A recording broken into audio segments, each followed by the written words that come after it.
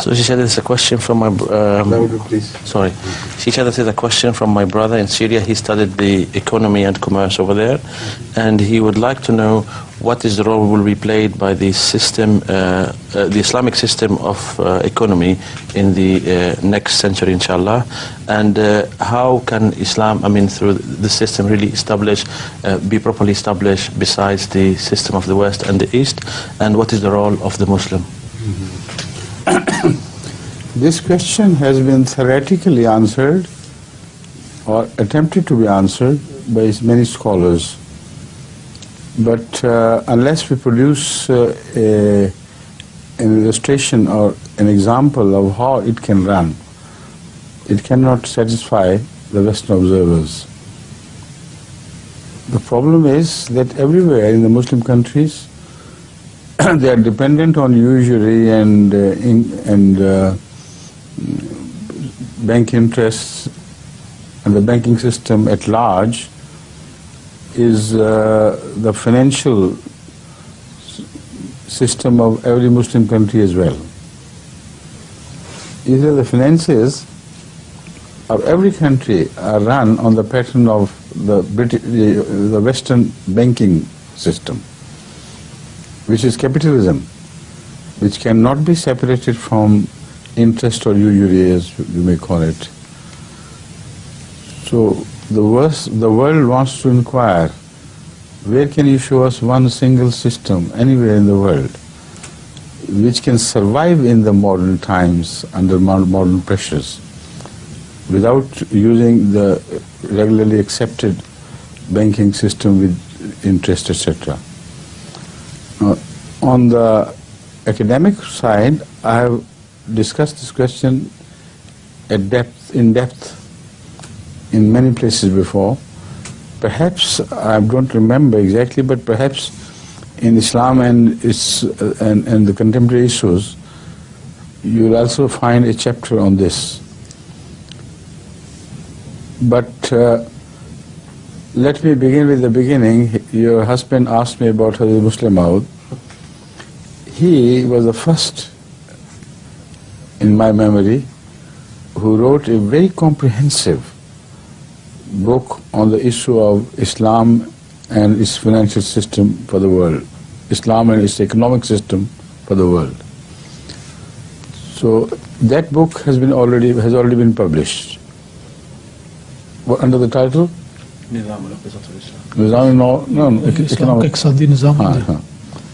What is the title in Arabic? Do you know that? Nizam al-Iqtisad fil Islam. Nizam al-Iqtisad fil Islam. Now, I would advise your brother to read that first. But he will find, as I also feel it is right, that that book was written about 50 years or so ago, or 60 years maybe. And it has been a little left behind in time, and the modern current system is not fully addressed by that book. Also, changes have taken place in the communist world, and a large part of the communist world has already is demolished. So, in the new evolving world, what role could Islam play? And do we see any hope that Islam would one day become the economic system of the world? This is a question, perhaps, which your brother wants to ask. So, all the same, whatever I said, I think he would benefit largely from the study of that book, Iqtisadiyat fil Islam. No. Nizam al-Iqtisadiyat fil Islam? Nizam al-Iqtisad fil Islam. Yes. But I have always also spoken on this subject at different places. And all these addresses have been recorded. I remember in some of my question-answer sessions, both in Urdu, Arabic, and perhaps German as well, I answered this question at greater length. So I would like you to get the copies of the cassettes which are available here, next door from here. and send them to your brother, because in this short time it will not be possible for me to recollect everything I said on the subject before, and in one sitting repeat everything plus add some more. So this is, for the time being, my answer as far as the theory goes. But as far as the practice goes, he should study the system of Ahmadiyya Jamaat. We are surviving in a world where at times it is impossible altogether to avoid your links with banks, and to conduct business where interest would somehow will be imposed on us. Yet we do not borrow money from the banks to buy our new property, new properties for the Jamaat, to build new mosques, to create new missions, for MTA as well. We have not borrowed a single penny from any bank of the world. And on this, I have been consistent throughout my tenure of office. When I went to Europe around 14 years ago, it was in 82. Yes, 82. So how many years? 13 years? 14? 50 now. Huh? Almost 50. Almost 15 years. That's right. When I arrived here, I noticed that some Ahmadi countries did not hesitate to borrow money for buying a mission house or building a mosque, etc., from the bank, because they were too eager to get that property which was available, and they did not have enough money. So they thought, for the sake of Allah, if you do it, it's impossible. I mean, it's necessary. It's evil, but necessary evil. So they indulged in this. And everywhere I found this was happening, and I was deeply shocked. So I was told every mission never to indulge in borrowing money from bank on interest. If you have to delay the work, the implementation of any proposed project, delay it. But don't borrow from the bank. If Ahmadis are ready to lend you money, borrow from them without any interest. Qarza hasana. So we started doing it. And from then on, the blessing of Allah which was poured upon us was immeasurable. It was just not countable at all. The money, I don't know how it was provided, but God provided us money from all sides, so much so that the number of mission houses at the time when I took this decision, as compared to the number of mission houses and their sizes, and the mosques and the beautiful, grand mosques we have built ever since, and other properties which we have bought, when compared, they appear like a dot as compared to what we have reached now, what we have achieved now. So I have always been convinced, without a shadow of doubt, that this is the blessing of the Islamic system. We had trusted God, and God did not disappoint us in that trust. He gave us far more than we could have expected. A time has reached now where we are spending just on MTA that much money which we could not spend in 10 years on the entire maintenance of Jamaat Ahmadiyya. In 1 year we are spending that on MTA, and we have not borrowed a penny from any bank. Banks owe us some money, of course. So they keep on adding their own interest according to the system. The choice for us is to either to throw it away or to spend it in the cause of Allah, because He is the proprietor of everything. If you don't go for any bargaining where we put it as a condition to get some interest on our money, and it comes without our wish, without our desire, then the only course left open for us is to spend it in the cause of Allah. And that is what we do. It's not spent on the maintenance of Jamaat Ahmadiyya, on the maintenance of missionaries, etc. We do not pay them a penny from that money which automatically comes as our bank interest. But if we waste it, it will go to some wrong purpose. It will be used for some wrong purpose. Maybe they give it to the church.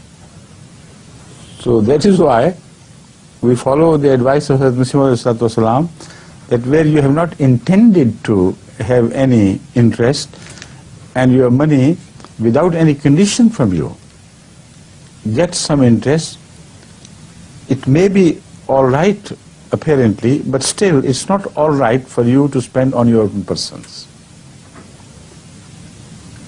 So Mishnah Islam said, still I do not advise you to spend it for your personal requirements. Spend it in the cause of Allah, because for Allah there is no interest.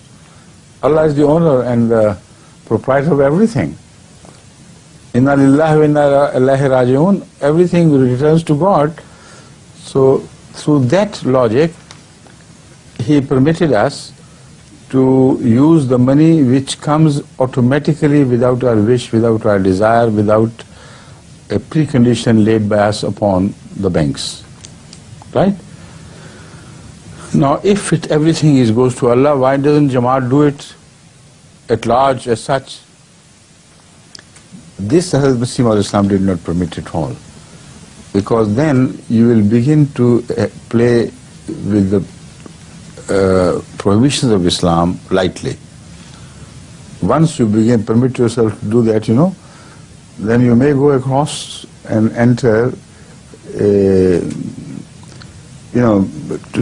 transgress the limits, and also take this thing lightly. So I think this is the best advice we could get, and not advice, but this guidance we could get from Hazrat Imam Mahdi, and that is how we are running the Ahmadiyya Jamaat's financial affairs. And if your brother finds time to study this, you'll be amazed.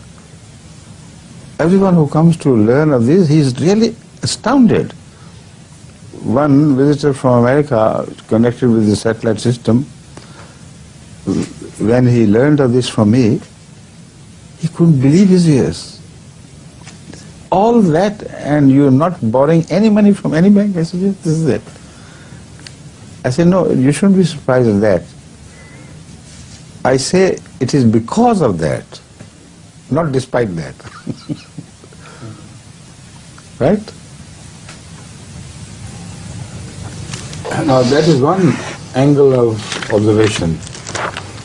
I would like to point to your brother another angle of observation from which I have critically examined the very philosophy of capitalism and the system, how it works, and what benefits any financial system of the world can draw from this, if at all any.